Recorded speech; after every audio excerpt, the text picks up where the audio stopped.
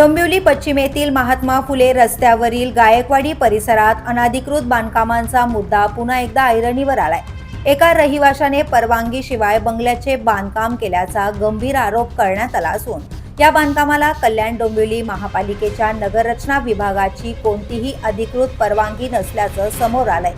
विशेष म्हणजे या प्रकरणी महापालिकेच्या प्रभाग अधिकाऱ्यांनी तब्बल 1.5 वर्षांपूर्वी संबंधित व्यक्तीविरोधात MRTP अंतर्गत विष्णुनगर पोलीस ठाण्यात गुन्हाही दाखल केला होता। मात्र गुन्हा दाखल होऊनही अद्याप या बेकायदा बंगल्यावर कोणतीही ठोस कारवाई करण्यात आलेली नाही असा आरोप तक्रारदारांकडून करण्यात येतोय। पालिकेच्या दिरंगाई आणि निष्क्रियतेविरोधात तक्रारदार ज्योती म्हात्रे यांनी आक्रमक भूमिका घेतली असून त्यांनी सोमवारपासून कल्याण येथील महापालिकेच्या मुख्यालयासमोर बेमुदत उपोषण सुरू केले।